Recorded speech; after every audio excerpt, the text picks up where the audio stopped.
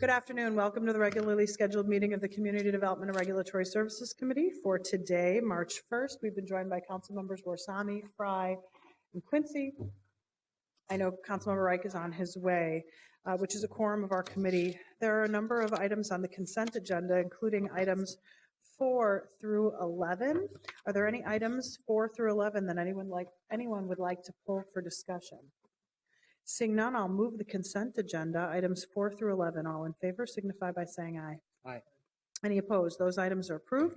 We'll move on then to item number 1, which is the appointment of the Director of Regulatory Services. I don't know who is doing that presentation.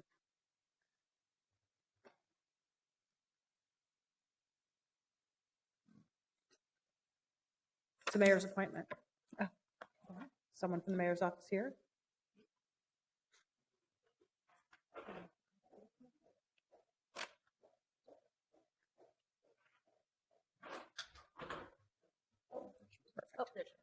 Perfect.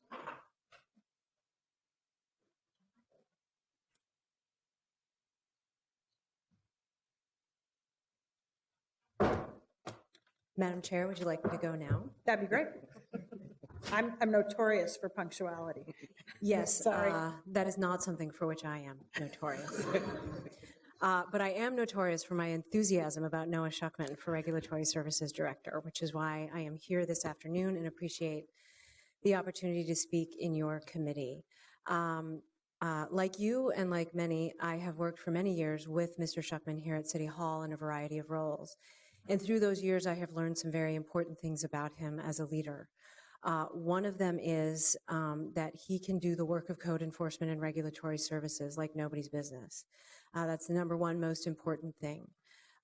2, that he has built good and strong relationships throughout the city enterprise and throughout the community. And 3, he does strong work. He has been tested under a number of trying circumstances. We've had a number of tragedies happen here in the city, and he's had to play various roles there. And we know that he is and can be steadfast through them, that he gets down to business and gets the work done, and that the work he's done to build relationships inside that department for himself and for people in and among the department has been crucial to the success of regulatory services after its reorganization. He will bring continuity to the role and to a department that has seen 6 different leaders in the last few years. That continuity brings value, but the skill he brings along with that continuity is the most important thing.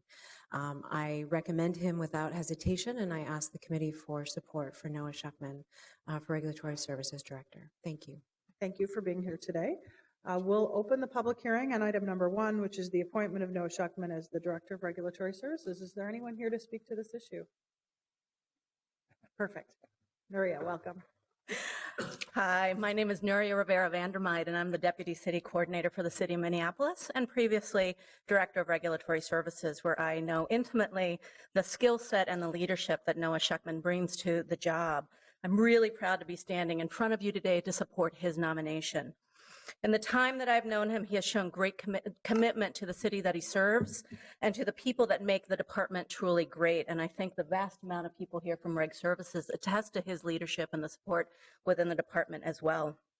Many of you know Noah from his days in City Council, an experience that gave him keen insight into the critical relationships between the city's policymakers and its operating departments. Noah's tenure with the department has also given him an opportunity to become intimately familiar with the department's multiple and varied business lines, and his previous role as deputy director charged him with the responsibility of making sure our department was on track with the city's enterprise efforts, such as business planning and our strategic management efforts across the board. Noah's familiarity with how the enterprise truly function has led him to develop a strong positive relationship across the city departments, a skill that's so essential in the structure as diverse as ours.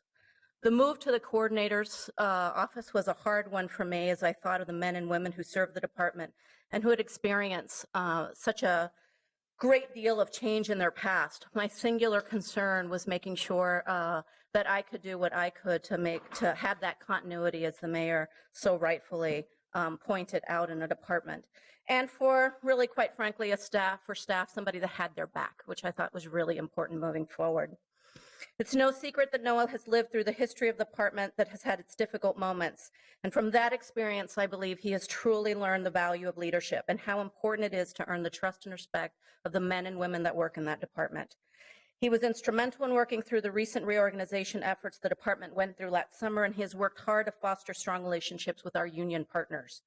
I have witnessed firsthand Noah's dedication and commitment to the men and women that serve the department, and it's probably that fact more than any that has earned my highest respect and convinces me that he is the right person for the job. I have no doubt that he'll continue to support staff and reach out to our community partners to continue the department's vision for strengthening communities. Thank you for your testimony. Is there anyone else here to speak to this issue? Please step forward, state your name and address for the record. Hi, my name is Betson Phillip. I am a resident of Minneapolis, live in the Armitage neighborhood. I have known Noah for over 5 years. I served on the Armitage Neighborhood Association board with him, serving as his vice president for 6 months before he left the neighborhood and moved to Kenny. In that time, Noah was passionate about the city and about the neighborhood. He was selfless in how he managed the board and had an encyclopedic knowledge of regulations and the city's processes so that he could teach the rest of us who are residents and board members how we should best govern the neighborhood association and help our residents and engage in community community events and organization activities. He was a sound voice of reason when we had challenging neighbors and issues to confront the board. He was always calm, collected, and did a great job leading our neighborhood association. I succeeded him as president, and I felt I had big shoes to fill because for someone who knew so much about the city and could connect so many different parties and help join people together for our neighborhood, it was a tough job. But he was even still, when I would ride the bus with him into work some days, and he would still be giving me advice along the way, something he had no obligation to do, but how much he cared about our community and our city.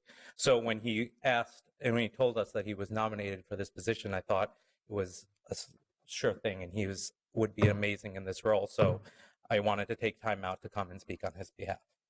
Thank you for your testimony. Yep. Is there anyone else here to speak to this issue? Please step forward, state your name and address for the record. Hi, my name's Keith Swanson. I'm here to talk about Noah. Please state your address for the record. Address? Yeah. 5521 Newton Avenue South. Thank you. I'm also a member of Armitage Neighborhood Association. And during that time on the board, I got to know Noah. And it was a struggling time with the board. We had a lot of dilemmas, passionate dilemmas, strong liquor license in the area, NRP money, zoning issues with houses, and restaurants starting up. And Noah did a great job. He was president for several of those years. He always listened to the people. He brought good opinions. He's good at getting the board to step back and look at it, not one-sided. It just as the neighbor, how it would help the neighborhood as a whole. He's very fair, and he always helped us with good opinions. A friend of mine told me that, actually what the board told me about Noah's nomination. I just wanted to come up here and tell you, I think he's a really good guy and he'd be fair at that position. Thank you for your testimony. Is there anyone else who would like to speak? Please step forward, state your name and address for the record. Good afternoon. My name is Marty McDonough. I live at 222 Hennepin Avenue. But I'm here today as the Municipal Affairs Director for the Minnesota Multi-Housing Association. We're the statewide trade association for apartment owners, property managers, and product service companies, and we're headquartered in Bloomington, Minnesota. We have 2,100 members, and we own and manage over 300,000 housing units throughout the state and provide housing to many of the 200,000 renters in Minneapolis. We watch with great interest as a new leader of regulatory services is chosen by the mayor and city council. Our industry has a long history of working with this department, of course, because they regulate our business. We participate in quarterly meetings with department leadership and staff as part of the Rental Property Advisory Committee, as well as many other formal and informal interactions throughout the year. As the mayor mentioned, our association has been concerned as well with the lack of stable leadership within reg services in recent years. Since 2011, our association has dealt with 6 directors or interim directors in this important department.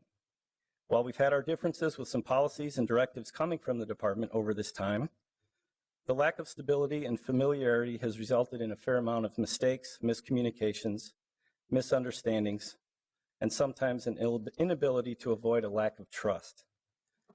This department regulates the activities of over 24,000 rental property licenses, which is admittedly no small task. Given the mayor's goal of growing the city to over 500,000 residents, our industry will most certainly have to provide upwards of 50,000 new housing units in the near future. We have a prominent role in the growing of this city and want to be recognized as a partner in these efforts. We bring the capital, resources, jobs, innovation, and experience to build the homes for the city in the 21st century. And we have some work to do with our relationship to truly be treated as a partner, and are anxious to work with this new administration to do just that. We believe and continuously argue that the city has all the regulatory tools that they need when used with precision to regulate our industry. Sometimes it feels as if the city takes out the sledgehammer on all owners when problems result from the bad behavior of a few. Good owners grow tired of feeling like they're under suspicion and that their track record is disrespected. Even though some say that's not what is intended, that is how it is perceived. We support strong regulations and policies that focus on the bad actors. Good operators feel like new rules keep being made for the bad guys, but we're the ones who keep complying with this ever-increasing burden of regulation. We look forward to working with the new team at Regulatory Services and wish Mr. Shookman all the best as he embarks on his leadership tenure. We look forward to working with him to both improve our partnership and continue building the city. Thank you. Thank you for your testimony. Is there anyone else who'd like to speak? Anyone? Anyone? Seeing none, we'll close the public hearing. Councilmember Quincy. Thank you, Madam Chair. I'm very pleased to have known Noah for the last 6 years as I've been on the council, and I've been thoroughly impressed with his leadership and how he's grown, especially as we've taken the department in several directions and transitions, and he's been a reliable leader, growing, and is more than capable of carrying this job forward.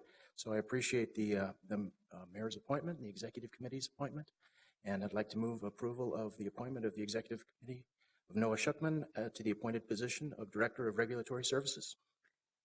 Are there further comments or questions on the motion? Seeing none, all in favor signify by saying aye. Aye. Any opposed? That item is approved. Mr. Shookman, did you want to say something? We'll welcome you to do so. Thank you very much. For 2 minutes. No, I assure you I'll do my best to make that 2 minutes. Madam Chair, committee members, Mayor Hodges, I'm honored to be nominated to lead Regulatory Services, and I thank you for your vote today. I appreciate it. In my 12 years at the city and nearly 8 years with Regulatory Services, one thing has been clear. City staff do amazing work on behalf of residents and visitors. I'm lucky to see so many of those people here today and appreciate that. I often say that the reason I work in local government is that I get to directly see the immediate effect that our work has on the people that we serve. As a lifelong Minneapolis resident, I've seen firsthand the impact that city staff have every day, and I'm proud to have been part of that work. Working with the dedicated staff of Regulatory Services, I see their impact on ensuring the housing stock and enhanced neighborhood livability, impact on managing traffic flow and parking enforcement, and impact on the lives, role, and safety of animals. This is an exciting time to work in Regulatory Services. We are seeing the positive effect of the past few years of stability, and I look forward to continuing the work we've done to move the department in the right direction. We can understand the past without being defined by it. I am very lucky to have an excellent leadership team. We are working together to make sure that the department is fitting into the city's successes. I see many of them and staff here today, and I thank them for their work. Regulatory Services has active and engaged stakeholders. Some of them also are here today. Thank you. And I look forward to continued work and engagement with them. My goal is to continue to bring our department closer to the community that it serves, to make sure that we understand and engage neighborhoods and the people throughout the city. Regulatory Services staff have challenging jobs. One part customer service, one part enforcement. Sometimes it's all enforcement, other times it's all customer service. We need to be flexible, working with residents, visitors, property owners, while still being a regulatory and enforcement agency. Our departmental vision is to strengthen communities by partnering with residents, neighborhoods, and businesses to make the city safer, healthier, and more inviting for all. I have seen our staff embrace their role in strengthening communities, and I look forward to being a part of the future of our department. Thank you very much. Thank you. Congratulations. Thank you.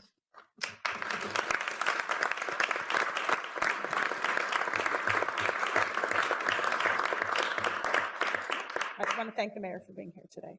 We'll move then on to item number 2, which is the Plymouth Stevens House bond issuance. Ms. Holmes, welcome.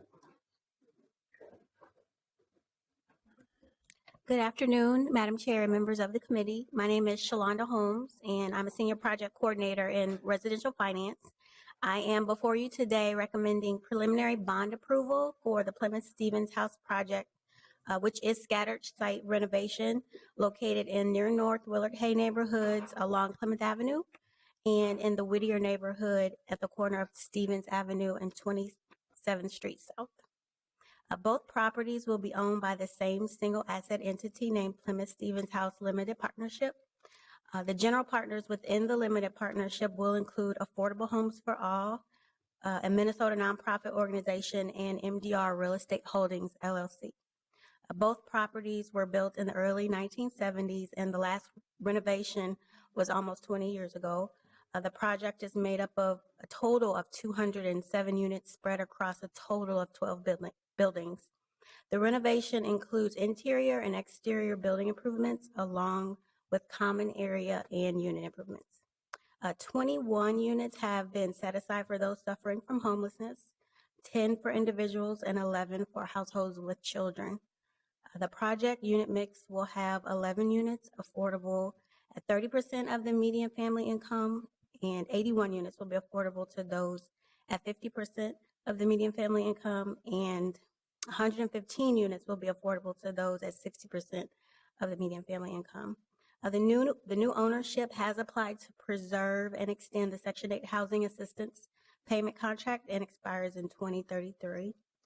Case management and supportive services will be provided by Lutheran Social Services of Minnesota for the 30% median income units.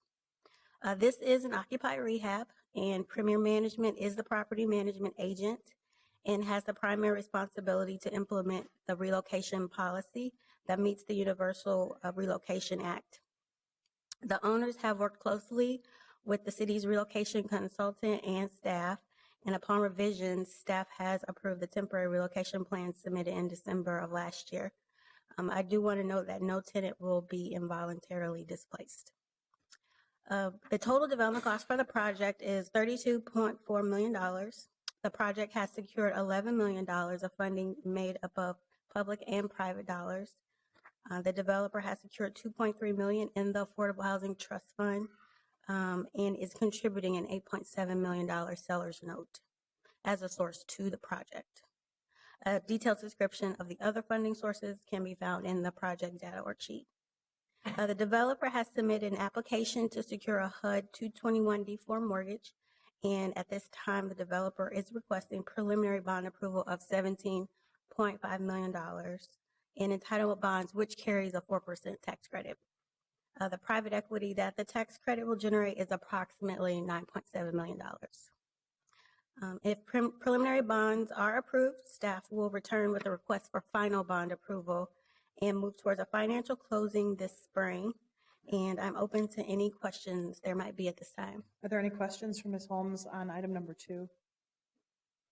Seeing none, thank you for your report. We'll open up the public hearing on item number 2, which is a resolution granting approval of up to $17.5 million in tax-exempt multifamily housing revenue entitlement bonds. Is there anyone here to speak to this issue? Anyone? Anyone? Seeing none, I'll close the public hearing. Ms. Holmes, first of all, I want to commend you on a really well-done report. It was really easy to understand. It's a complicated refinance. I'll also point out we're actually getting money back, which is like pretty much unheard of in any kind of these projects. Almost $600,000 plus accrued interest never happens. I think this ultimately stabilizes a project that could use some stabilization, expands on the Section 8 certificates in buildings that don't have problems, and otherwise has been a very good preservation effort. So I want to congratulate you on a very nice report as well as a good outcome, and thank you for your work, and thank the good folks at Everwood as well who are taking this project on. Are there further comments or questions on item number 2? Seeing none, all in favor signify by saying aye. Aye. Any opposed? That item is approved. We'll then move on to our final public hearing item, which is item number 3. Mr. Wilson. Thank you, Madam Chair. We have an application for an extended hours of operation license by a business known as Sudnuts LLC at 317 14th Avenue Southeast in the Dinkytown commercial node. They currently operate a donut shop and have so since October of 2015. Their current hours of allowed operation are Sunday through Thursday till 10 p.m. and Friday and Saturday until 11 p.m. They are seeking hours 7 days a week, 6 a.m. to 3 a.m. In processing this application, we had discussions with security officers and the command from the 2nd Precinct, and we negotiated a slight differential to these hours. We have license conditions that will allow them to go to 1 a.m. for the next 3 months. And if there are no issues, security issues, safety issues, we would allow them to then go to the full 3 a.m. That'd be about mid-June of 2016. The other conditions we've placed on the license are common to late night licenses dealing with security. A public hearing is required for extended hours licenses, and we did notify all residents and property owners within 300 feet of this location, and the Dinkytown Business Association and the Marcy Homes Neighborhood Association. As of today, we received no responses for or against this application. With the conditions that we proposed and recommend to the committee, the staff's recommendation is to approve this request and give them the extended hours license. Are there any questions for Mr. Wilson? Mr. Wilson, I'm wondering if you could tell us some of the names of the donuts. Madam Chair, I didn't hear the question. Are there any other questions for Mr. Wilson? Is the applicant here? You have a good naming person. We'll open the public hearing on item number 3, which is approving an extended hours license for Suds Nuts Donuts. Is there anyone here to speak to this issue? Anyone? Anyone? Seeing none, we'll close the public hearing. Councilmember Fry. Thank you, Madam Chair. I'll move approval of this item. Approval of item number 3 has been moved. Further comments or questions? Seeing none, all in favor signify by saying aye. Aye. Any opposed? That item is approved. We'll then move on to our 2 discussion items. Item number 12. Is there someone here to speak to item number 12? Just a short report would be great.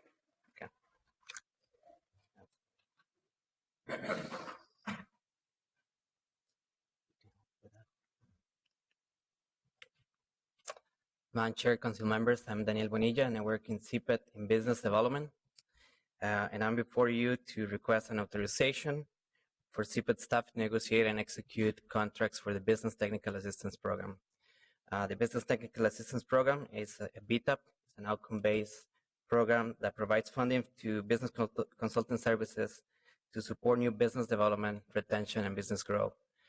Through this program allows the city to expand the capacity to work with local nonprofits that have community expertise, they have business skills, and they also have cultural competency. For the 2016 round, we have 4 objectives, which is support business, new businesses, business retention, business growth, and we are in a new category, which is feasibility analysis for those entrepreneurs who want to test their idea and see if it's good to start business in the city or not. We have a series of reports that we have in place, it's a performance base, and we take all those reports and put them into this nice charts. And I will go through them. This is the 2015 year-end report. In 2015, we worked with 16 nonprofits and we provided a total of 2,295 hours. And you can see the service recipients come with a different cultural backgrounds. In fact, 77% of them are minority-owned businesses. We work with 144 businesses. 41 of them are new businesses, startups, which created 149 jobs and retained 571. BTAP is very important to bring racial equity to the city, but also gender-based and income-based and economic equity.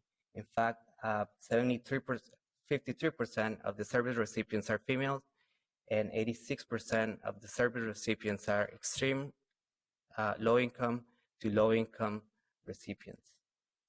Every year we do an evaluation of the program, and we set a scorecard which dates the objective of the program, how much we're going to spend in each of the categories, what are the outcomes that we're expecting, what is the impact in the city, as well as how we're going to measure all of this program.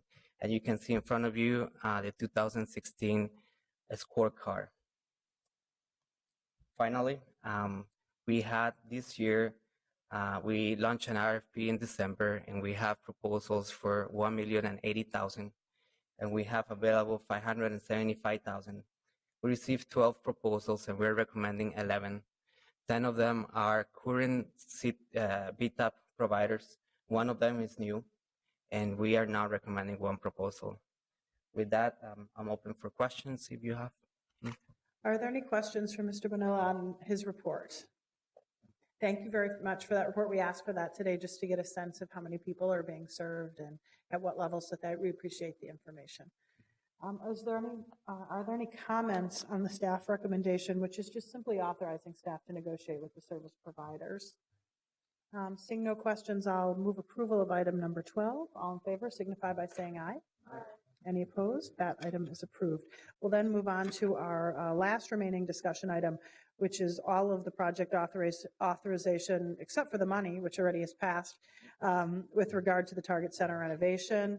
I'm wondering, Jeff, if you could just also introduce the design team members. I understand for right now there isn't going to be a change to the design team membership, correct? Correct. Okay, very good. If you could introduce the design team members and also Mr. Johnson. Great. Thank you, Committee Chair Goodman, committee members. I'm Jeff Johnson. I'm the Executive Director of the Minneapolis Convention Center and also the project manager for the Target Center renovation. As Councilmember Goodman said, we do have some of our design group members in the audience today, so I'd like to introduce them. First, our partner from AEG, the General Manager of the Target Center, Steve Matson, in the back of the room. Our partner from Timberwolves and Lynx, Ted Johnson, is here, also from the design group. Also, Chris Wright and Rob Moore are on the design group with the Timberwolves and Lynx, but are unable to join us today. From the city side, we are joined by the former CFO of the city, Kevin Carpenter. So Kevin has agreed to stay on and has been extremely helpful in transitioning and being here from the start of this process and helping us through. I also wanted to call out some city staff because this has been a process and has been a lot of work, and I wanted to make sure that they were recognized. Jack Barr, who is my right-hand person, is here and has been extremely helpful to me in making sure that this project goes along and goes along well for the city. I also want to point out Nikki Newman from the City Attorney's Office. Nikki has taken all of these agreements and all of these documents and made what is a confusing at times relationship and how this all works actually work well, and I'm very, very appreciative of all the work that she has done. And then in the finance department, Pam McKenna has been extremely helpful to us in making sure that we're going forward and we know what we can afford, and we make sure that we're doing this the right way going forward. So today is an exciting day. It has taken a while for us to get here, but we are excited to be here and excited to move forward on this next phase of the Target Center renovation.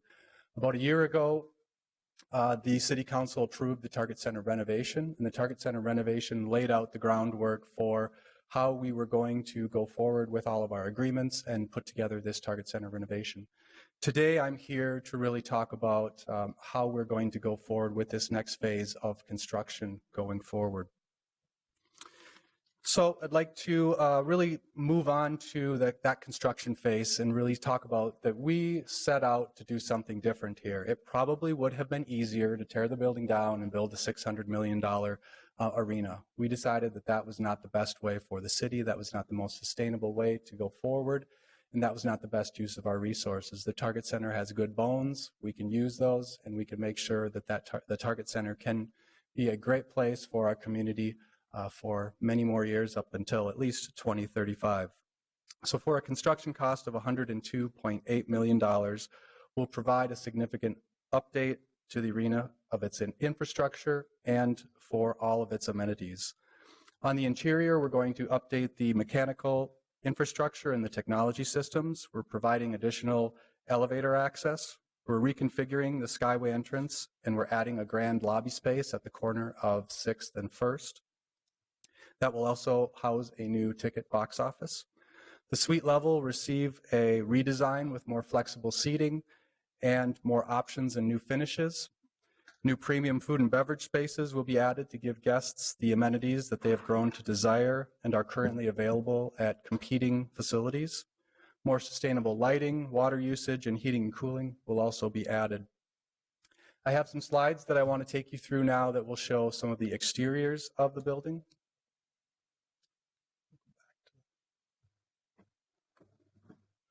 So the first slide is really the marquee view of the Target Center. We have moved that marquee view to the corner of 6th and 1st. This is our grand lobby, our grand entrance.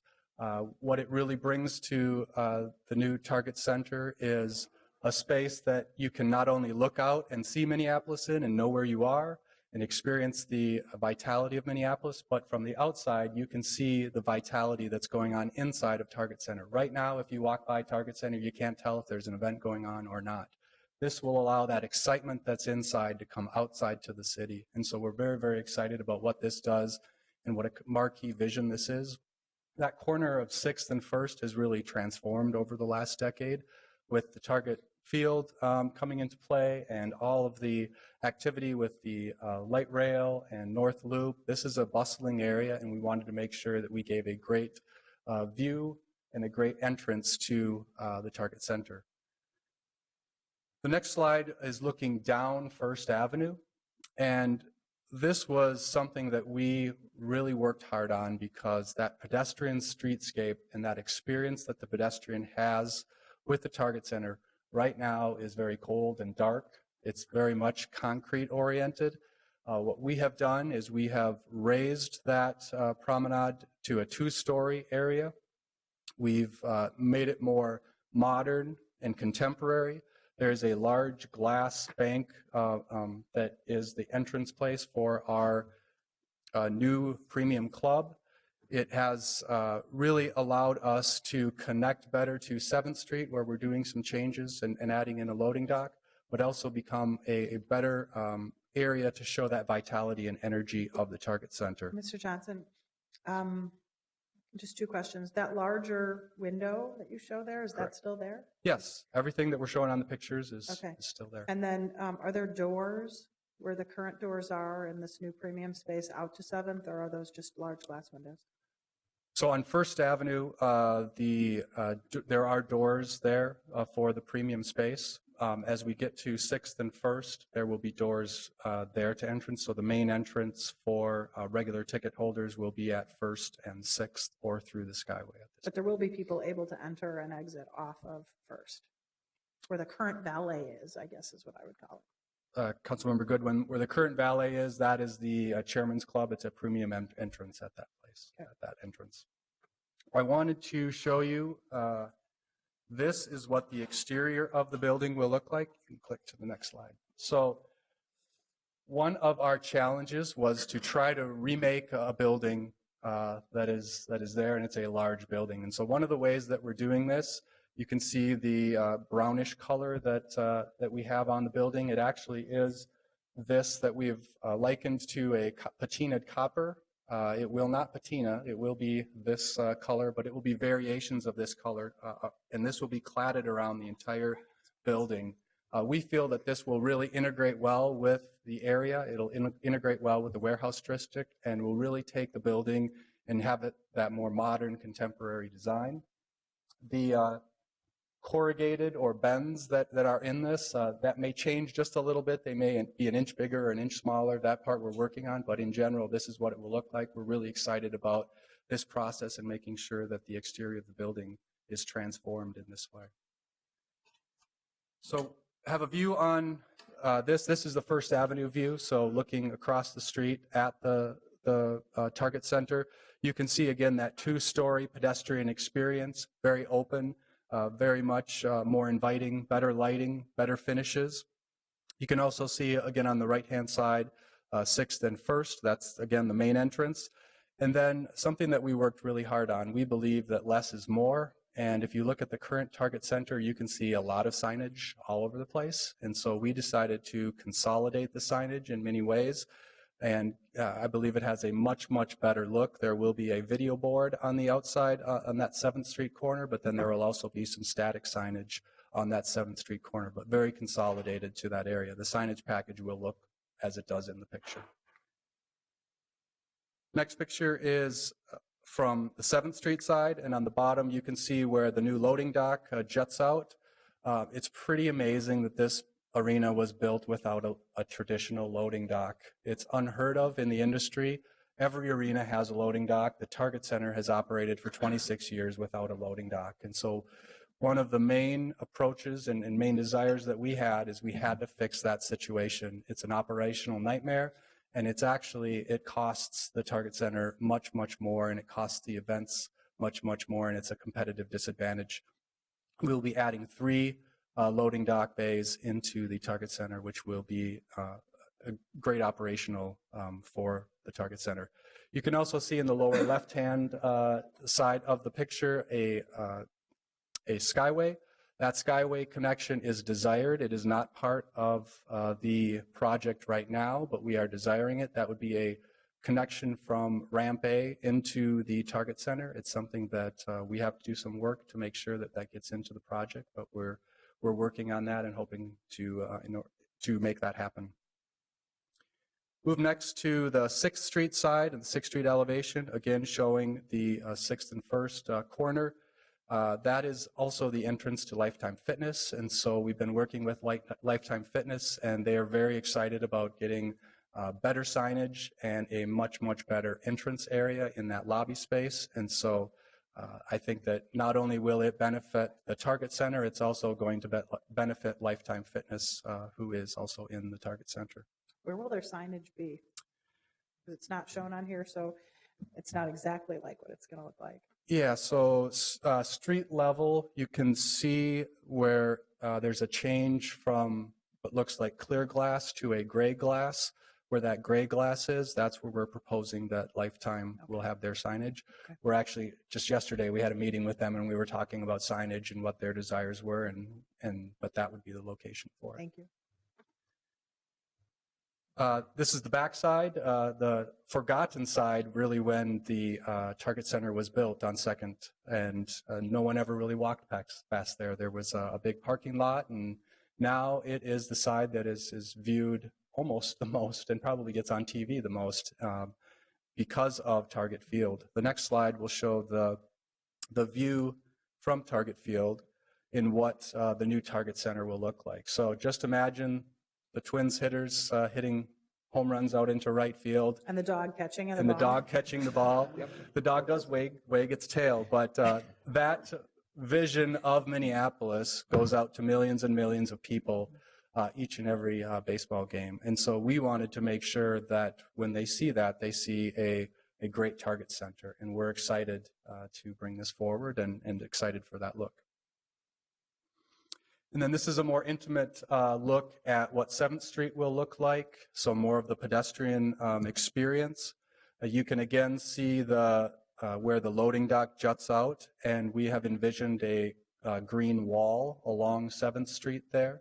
Again, we think that with so many people now walking to Target Field from that Target Center area, from the bars and restaurants that are around there, they're going to have a much, much better experience. Currently, that sidewalk is about 9 feet wide. When we are finished, the sidewalk will be between 14 and 16 feet wide. And so it will just be a much better experience. People will be able to get to where they need to be in a much better way. The green wall installation is part of the guaranteed maximum price, correct? Correct. All right, click. Next, I just wanted to quickly show you the schedule that as it comes forth. Construction will start this May, focusing on the suite level. It is a very aggressive time frame. In August, the building will shut down for about a month as we install a new scoreboard, and then we will reopen. But during midsummer, we'll start to do some of the work on the exterior, and so a lot of the cranes and scaffolding will go up. The building will remain open for the 2016-17 Timberwolves season and for all of the concerts and family events and high school tournaments. As we go forward, we wanted to make sure that we continued to have a vibrant downtown and make sure that the Target Center could do that while we were doing the construction. In 2017, we will shut the building down for about 4.5 months. We have to complete a lot more of the intense portions of this project. And then we're scheduled to be completed at the start of the Timberwolves 2017-18 season, which is late fall of 2017. So a lot of work, very intense. We want to get started. We're ready to go and hope for you to recommend us going forward.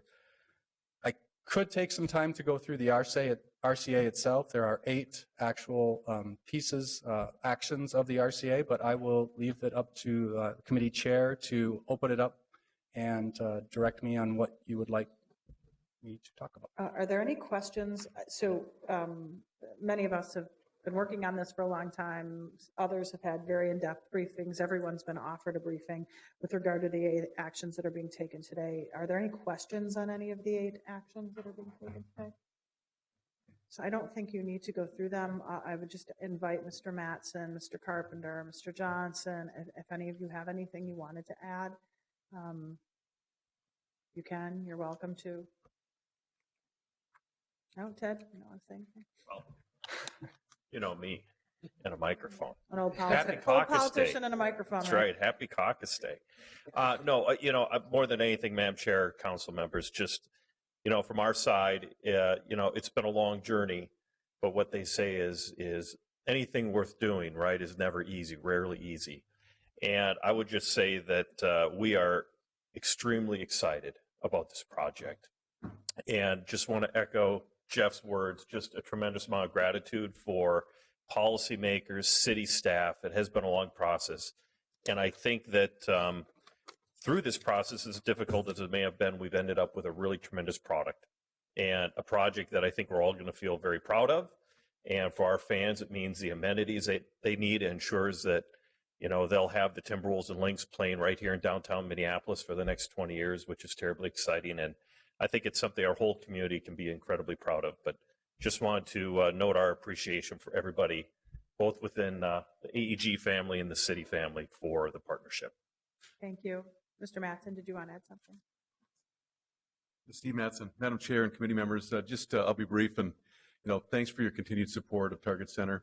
As your operator, we're delighted to be a partner in this public-private partnership, and we can't be more excited to get going on it. Thank you. Thanks. Mr. Carpenter, welcome. Thank you for agreeing to stay on the design team. Madam Chair, members of the committee, you're welcome. And I, perhaps more than most around here, except on the city side, this has been a labor of love for 4, 5, 6 years. I sat before you or stood before you a year ago with the revised terms of the renovation agreement and couldn't be prouder that although it took too long for the right reasons, because we were working together to come up with a truly transformative, within budget, sensible solution to re-energizing this entertainment and basketball arena. And that's why I'm here. And thank you for blessing us to go forward, because there's still a lot of work to do. So let's get going.